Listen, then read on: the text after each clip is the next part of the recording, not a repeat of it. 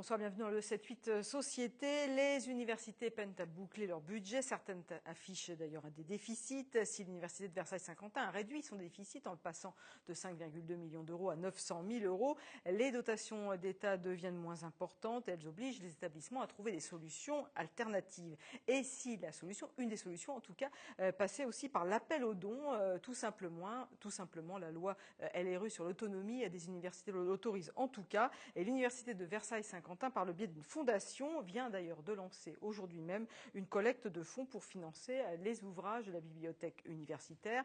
Comment fonctionne cette fondation? Quel rôle peuvent y jouer les donateurs? Faire entrer des fonds privés au sein d'un établissement public, que faut-il en penser? Pour répondre à ces questions et aussi peut-être pour débattre, mes deux invités, Grégory Canette, bonsoir. Vous êtes professeur des universités et président de la fondation UVSQ. Directeur de la fondation. Directeur, pardon, de la fondation UVSQ. Antonin Moulin, bonsoir. Vous êtes étudiant en master de socio-démographie à l'université de Versailles-Saint-Quentin. Vous avez fait toutes vos études à l'université de Versailles-Saint-Quentin et vous êtes l'un des donateurs justement de cette fondation. Vous avez d'ailleurs ouvert un blog sur la question. Alors je l'ai dit, la fondation vient de lancer un appel aux dons pour financer des ouvrages qui viendront compléter ceux de la bibliothèque universitaire. Vous avez lancé un appel aux dons pour financer jusqu'à 300 000 euros. Ça paraît une somme importante. Alors 300 000 euros, si vous reportez ça au budget global de la bibliothèque universitaire, qui est d'à peu près 600 000 euros en frais de fonctionnement et 2,3 millions d'euros en masse salariale, c'est l'effort que l'université fait pour sa bibliothèque, c'est relativement modéré. 300 000 euros, ça correspond, en fait, on a demandé aux responsables de la bibliothèque de nous dire idéalement qu'est-ce qu'il faudrait acheter cette année pour mettre à jour et développer le fonds. Voilà. Mais qu'on comprenne pourquoi il y a besoin de lancer un appel aux dons pour financer des livres. Ça veut dire que les livres ne sont pas suffisamment financés, il n'y a pas assez d'argent. En principe, c'est l'État qui doit financer les ouvrages, non ? Alors le budget de l'université, c'est un budget global, avec des choses qui sont ventilées. C'est surtout que pour la fondation, on cherchait en fait un sujet qui soit d'abord centré sur... C'est le démarrage de la fondation, donc c'est particulièrement important pour nous. Et on cherchait un sujet qui soit centré sur les étudiants, qui soit du fondamental, du savoir, ouvert sur le territoire et qui mette sur la table la question de l'investissement de long terme et qui s'adresse à toutes les facultés, toutes les disciplines. Et le meilleur sujet que l'on a trouvé pour ça, c'est la bibliothèque. C'est pour les étudiants, toutes les disciplines sont concernées, c'est de l'investissement de long terme et c'est du savoir, du fondamental. Alors c'est un appel aux dons qui a été lancé depuis le début du mois d'octobre, oui, qui sera lancé jusqu'en juin 2015. Il y a eu pour l'instant à peu près 26 000 euros collectés là, depuis, on va dire depuis aujourd'hui. Est-ce que c'est satisfaisant? Les premières, Disons qu'il y a des dons, des promesses de dons qui sont en cours de traitement et qui devraient être officialisés, je pense, assez rapidement et qui montreront que déjà il y a des résultats plus substantiels que cela. Mais c'est une course de fond, c'est difficile. Ouais. Le contexte est quand même difficile pour tout le monde, il faut le reconnaître, en être conscient et donc ça demandera beaucoup de travail pour arriver à l'objectif. Alors parmi les donateurs, il y a vous, Antonin Moulin. Alors vous êtes pas un grand donateur, mais un donateur quand même. Et par rapport à mon salaire mensuel, je suis un grand donateur. Ben oui, alors expliquez-nous ça. Donc, mais avant toute chose, il faut dire quand même que j'ai effectivement donné pour cette fondation parce que je suis attaché à mon université. Et je pense que chacun peut être attaché à son université et participer à la vie de son université de façon économique comme politique.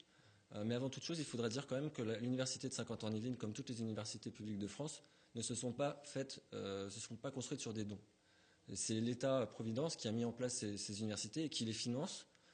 Et je pense que la fondation n'est pas un outil de remplacement du financement de l'université. C'est très important de le dire. Est-ce que c'est un outil de remplacement? Non, parce que vous dites le budget de la BU, c'est de la bibliothèque universitaire, c'est 600 000 euros. Et là, il y a 300 000 euros d'appel aux dons. Est-ce que une fondation n'a pas vocation à se substituer au financement de l'État. La fondation, elle apporte des moyens supplémentaires pour aller plus loin par rapport à ce qu'on souhaite faire. Et aujourd'hui, dans la stratégie de développement et de concurrence qu'il y a entre les universités, les budgets de l'État ne suffisent pas pour affirmer la singularité des universités. Et dans ce qu'a dit Antonin, d'abord on remarque, je crois, la très bonne qualité de la formation du VSQ, capacité d'analyse critique et à dégager les enjeux, donc c'est très agréable à entendre, puisqu'en fait vous posez les vraies questions, c'est-à-dire est-ce qu'on a un sentiment d'appartenance à son université ou pas? Il est faible en France, c'est pour ça que le mécénat est peu important historiquement. Quelle est la place de ces dons par rapport aux engagements et au soutien de l'État?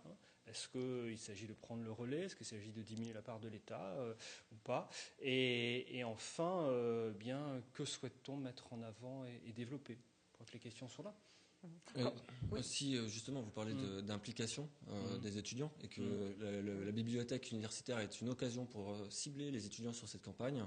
Je pense qu'il y a, et même explicitement, vous faites appel à tous les étudiants sur le site internet pour qu'ils deviennent ambassadeurs, qui participent à la collecte de fonds, etc. Ce qui est une idée. Pourtant, néanmoins, dans le conseil d'administration, on observe qu'il n'y a pas un seul étudiant qui est associé au conseil d'administration. Il n'y a pas d'étudiants. Il y a 20 000 étudiants qui sont disponibles. Il y a 20 000 étudiants qui peut-être pourraient apporter leur pierre à la fondation, mais on leur demande de participer alors qu'ils n'ont aucun pouvoir d'influence sur la fondation, qui n'ont pas de pouvoir politique. C'était pas vous en tant que directeur qui définissait les membres du conseil d'administration? Non, mais je peux répondre. En fait, c'est un sujet nouveau pour les universités. Donc on apprend au fur et à mesure. L'université de la Fondation a été créée en novembre 2011. Elle a une activité tout à fait réduite. Et lorsque la Fondation a été créée en novembre 2011, finalement, on est allé un peu au plus simple sur la création du conseil d'administration. Et donc, effectivement, c'est une fondation partenariale. C'est important que la personnalité morale, elle est indépendante de l'université. Mais la majorité des sièges au conseil d'administration sont occupés par des représentants de l'université. À l'avenir, nous souhaiterions faire évoluer la composition du conseil d'administration. Il y a des dispositions légales qui sont dans les statuts de la Fondation. Ça ne se fait pas comme cela. Donc vous avez tout à fait raison. Aujourd'hui, la composition de ce conseil d'administration n'est pas tout à fait satisfaisante. Et je pense que c'est une vraie question aussi par rapport à la Fondation. La Fondation, c'est aussi être obligé de se tourner vers des interlocuteurs et commencer à discuter comme on le fait, quitte à avoir des critiques, des suggestions. En fait, c'est l'occasion de débattre.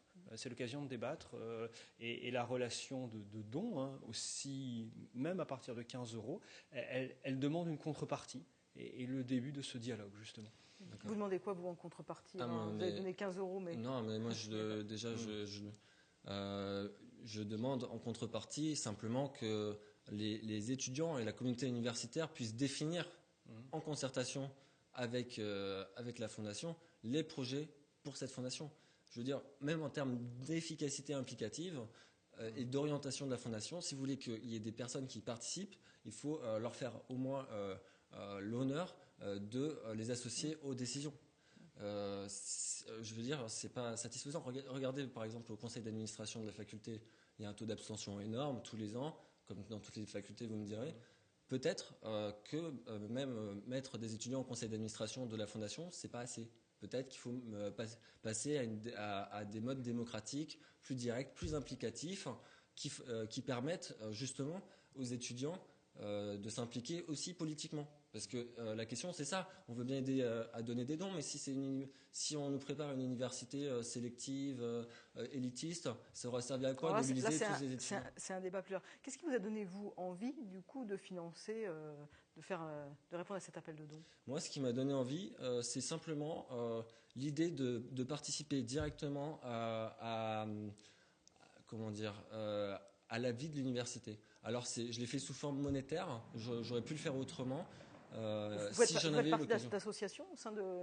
Oui, je fais partie d'associations. Après, voilà, c'est pas pour ça que je suis là aujourd'hui, mais l'idée, c'est vraiment de dire, ok, on va faire quelque chose ensemble, toute la communauté universitaire, et on va mettre en place des outils démocratiques innovants de façon à impliquer une large partie de la population. Et juste, je voudrais faire signaler que sur le site internet, quand on arrive sur la première page, les objectifs affichés, c'est attirer les meilleurs étudiants et les meilleurs chercheurs.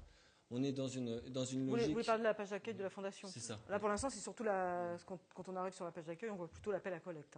Oui, vous allez effectivement en dessous de l'appel à collecte et vous verrez qu'il y a des principes qui sont défendus par cette Fondation. Et moi, j'aurais aimé que la Fondation porte un discours vis-à-vis de l'État-providence également.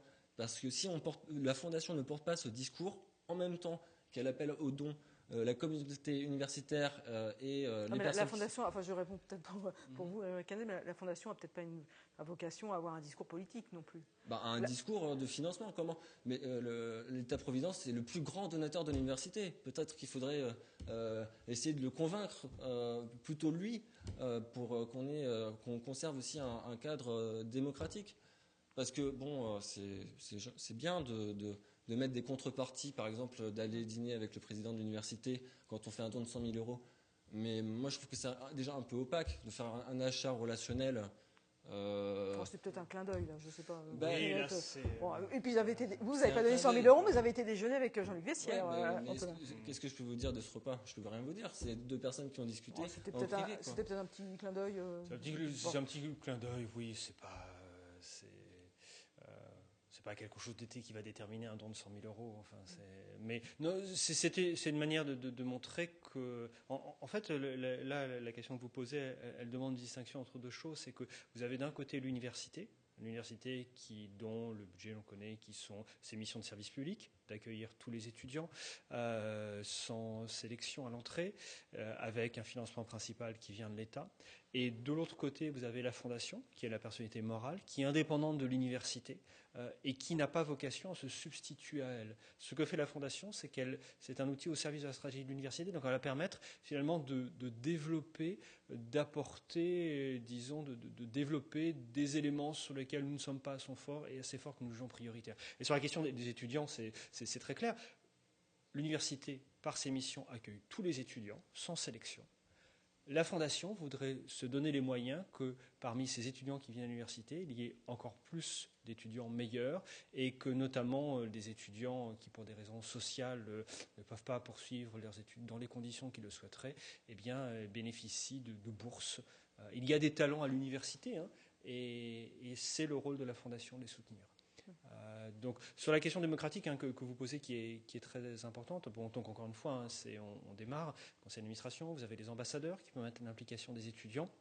Et après, on peut tout à fait envisager sur les projets qui seront menés qu'il y ait sur certains projets une implication plus grande des étudiants.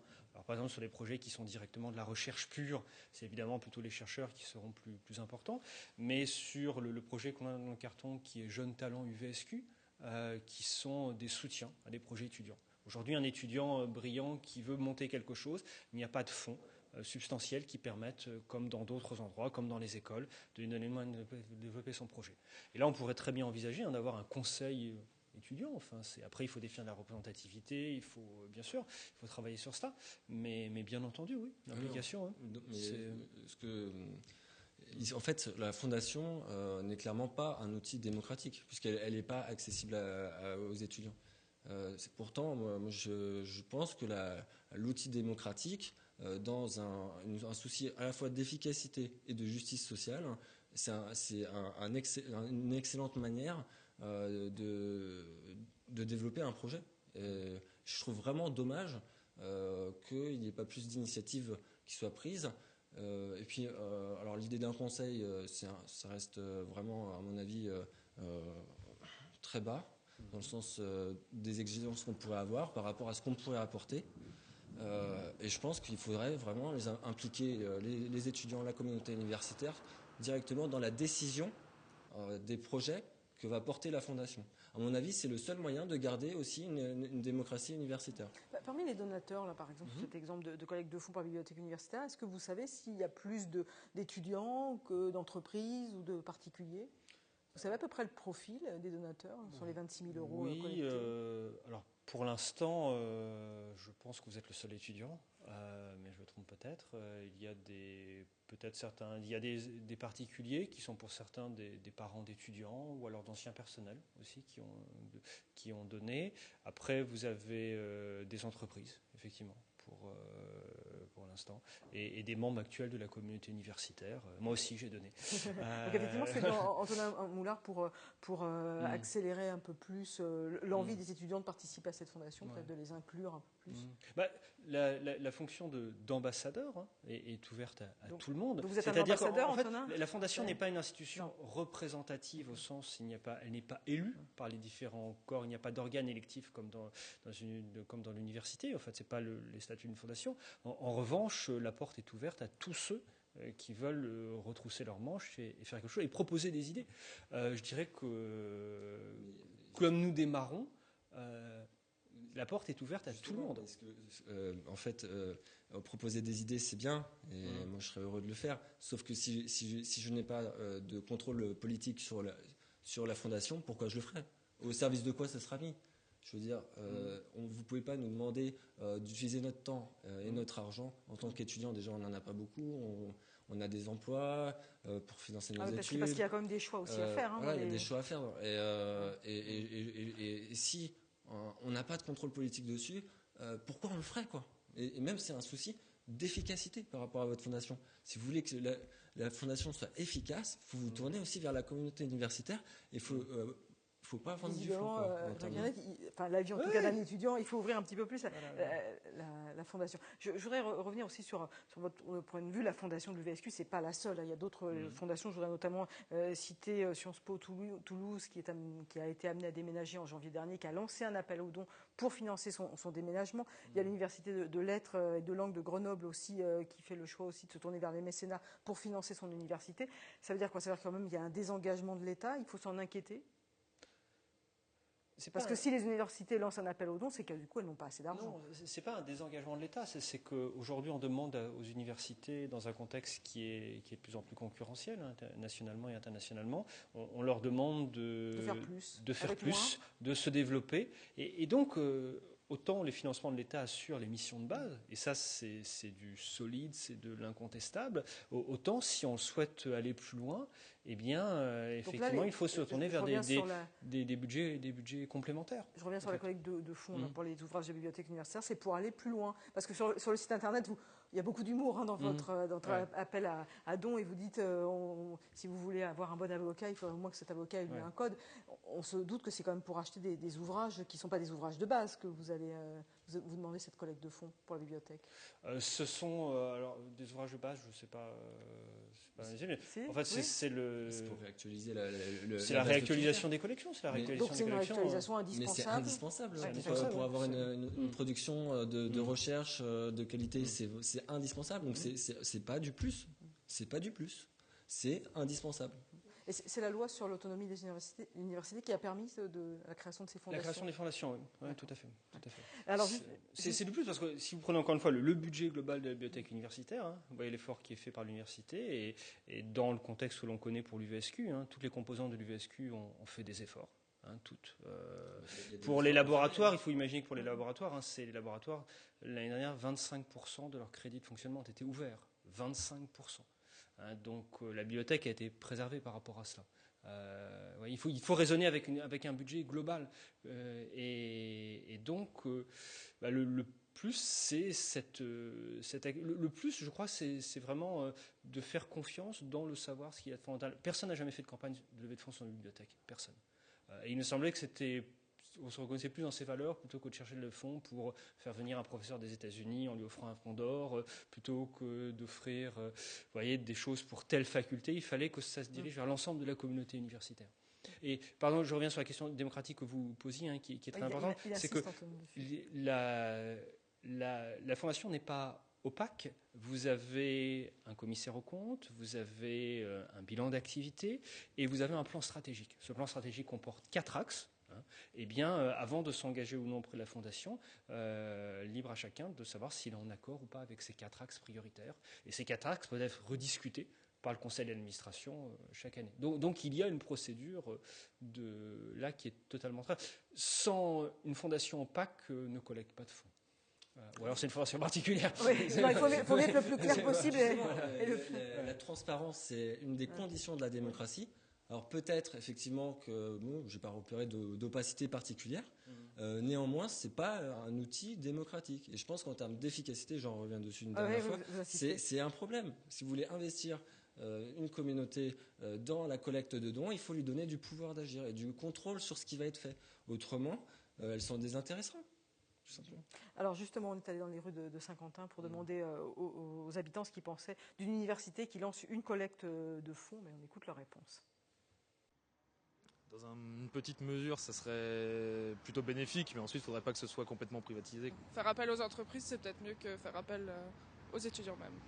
Si c'est son seul moyen, si elle est bien obligée, il faut bien qu'elle le fasse peut-être. Je pense que ça peut être pas mal.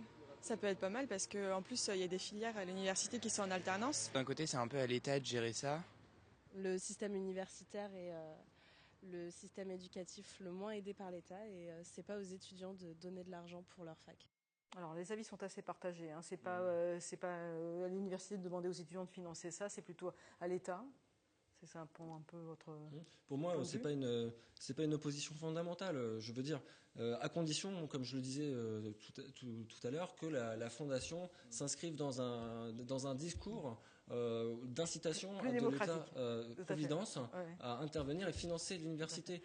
Voilà. Alors, Grégory Cadette, là, la Fondation vient de lancer un premier appel aux dons pour la bibliothèque universitaire. Est-ce qu'il y a d'autres campagnes qui sont déjà prévues ou alors vous faites campagne par campagne ? Cette campagne de levée de fonds, c'est une campagne de mobilisation autour de l'université. Hein. Le message, c'est le suivant, c'est le département des Yvelines a une université. Est-ce que c'est une chance pour ce département ou pas, ce territoire ? Est-ce que l'on considère ou non que pour être un territoire d'innovation, il faut s'appuyer sur l'ensemble des acteurs et que ces acteurs soient moins cloisonnés qu'ils le sont aujourd'hui. Sur le papier, la situation est vraiment exceptionnelle. Le tissu économique, des élus locaux de premier plan, de plan national, une université, on a un potentiel qui est sous-exploité. Et donc, dans cette campagne de mobilisation, elle va nous servir après, ça ne s'est jamais fait de faire une campagne éclair sur 9 mois, après de lancer une campagne de levée de fonds pluriannuelle, peut-être que ça se fait d'habitude. Et justement, sur cette campagne de levée de fonds pluriannuelle, quand on la lancera, rien n'est pour l'instant fixé sur les objectifs prioritaires de cette campagne de levée de fonds pluriannuelle. Donc cette campagne de bibliothèque, c'est le lieu pour commencer à créer une communauté et discuter, débattre, enfin. Donc encore une fois, venez, rejoignez les ambassadeurs, vous verrez que les discussions sont très ouvertes. Est-ce qu'on peut rappeler un peu les avantages fiscaux aussi, pour inciter peut-être les gens s'ils veulent donner ? Oui, pour les entreprises, les dons sont défiscalisés à la hauteur de 60%, avec une limite par rapport au chiffre d'affaires, et pour les particuliers, c'est 66%. La France a un des régimes de mécénat sur le plan fiscal, un des plus avantageux. Hein. D'ailleurs, la discussion revient régulièrement pour essayer de renier ce système tellement il est avantageux. Est-ce que les donateurs ont un regard sur l'argent ensuite, par exemple ceux qui vont donner pour les livres à la bibliothèque, est-ce qu'ils ont un regard sur le type de livres qui vont être achetés ou pas du tout ? Parce que vous parliez tout à l'heure de contrepartie. Alors, est-ce qu'il y a une contrepartie quand on est un mécène important ? La contrepartie, alors le mot était peut-être mal choisi. Hein, la contrepartie, c'est une interrelation, c'est un échange. Enfin, quand quelqu'un décide de soutenir la fondation, oui, on lui doit un retour. Ça se dire à quoi son argent a servi. Enfin, c'est la première des choses. Son argent a servi ou il a un droit de regard sur à quoi peut servir son argent Juridiquement, la chose est très claire. Le mécénat, c'est une relation sans contrepartie. À la différence, par exemple, d'un contrat de recherche, les universités ont beaucoup de contrats de recherche. Un contrat de recherche, il peut y avoir des clauses de propriété intellectuelle. Dans le mécénat, il n'y a aucun droit de propriété acquis par la relation de mécénat. En revanche,